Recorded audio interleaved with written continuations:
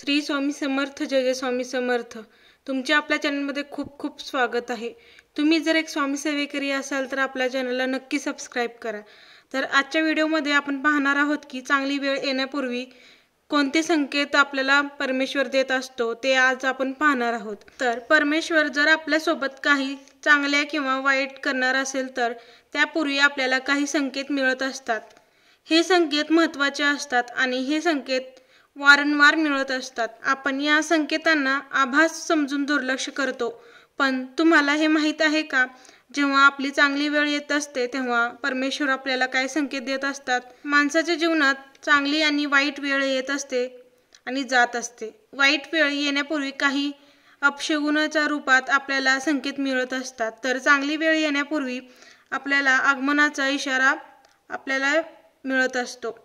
असे शुभ संकेत वारंवार आपल्या समोर येत असतात। काही लोक हे संकेत आहेत म्हणून समजू शकत नाहीत, तर काही लोक याकडे दुर्लक्ष न करता समजून घेतात। सर्वसाधारणपणे ज्यांची आंतरिक शक्ती पुढची तयारी करू शकतात, शास्त्रानुसार काही संकेत आहेत ते येथे आपण समजून घेणार आहोत। त्यामुळे शुभ संकेत काय आहेत ते ओळखण्यात तुमची मदत होईल। तर जेव्हा तुमची चांगली वेळ येणार असते तेव्हा बऱ्याच वेळा असे घडते की ब्रह्ममुहूर्तावर तुम्हाला जाग येऊ लागते। ब्रह्ममुहूर्तावर जाग येणे तुमच्यासाठी जीवनात बरेच सकारात्मक बदल घेऊन येतो।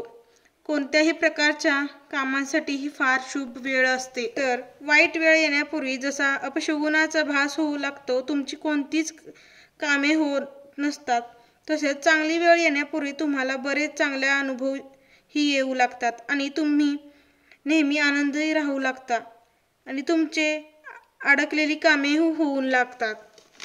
चांगली वेळ येण्यापूर्वी निसर्गही तुम्हाला सकारात्मक संकेत द्यायला सुरू करतो।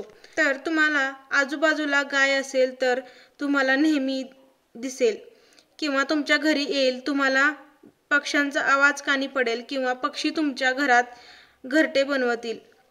तुम्हाला स्वप्नात मंत्र ऐकू येणे, मंदिर किंवा देवांची मूर्ती दिसणे, शंख किंवा घंट्याचा आवाज येणे, देवाऱ्यासमोर दिव्यात फूल तयार होणे, असे खूप काही संकेत देऊ लागतात। कर्जबाजारी होणे, कर्ज आयुष्यात ओझे असणे, जे आपण वाईट वेळी घेतलेला असतो। जर तुम्हाला कर्जमुक्तीचा मार्ग दिसत असेल तर ते शुभ संकेत आहे। तर कोणाच्या तरी तोंडून चांगली गोष्ट ऐकणे, तुम्ही मार्गक्रम करत असताना मंदिराचे दर्शन होणे किंवा पूजाविधीचे आवाज ऐकू येणे, हेही शुभ संकेत असतात। चांगली वेळ यायचा अर्थ जीवनात फार मोठा सकारात्मक बदल होऊ लागतो। तुम्ही जर चांगल्या वेळेसाठी तयार नसाल तर तुम्ही याचा लाभ घेऊ शकणार नाही। त्यामुळेच हे संकेत ओळखणे आवश्यक आहे। शरीरातील एखाद्या अवयवांचं फडफडणं, पुरुषांमध्ये डावा डोळा फडफडणं शुभ मानलं जातं, तर यांच्या विरुद्ध महिलांचा उजवा डोळा फडफडणं शुभ मानलं जातं। हे देखील आयुष्यात काहीतरी चांगलं होण्याचे संकेत आहेत।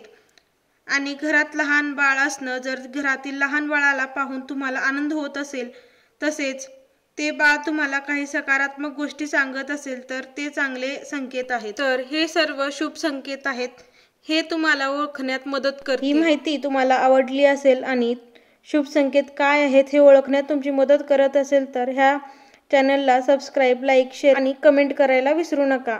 स्वामी सेवा करा आणि स्वामी सेवेकरी घडवा, ही स्वामीचरणी प्रार्थना। श्री स्वामी समर्थ, जय जय स्वामी समर्थ।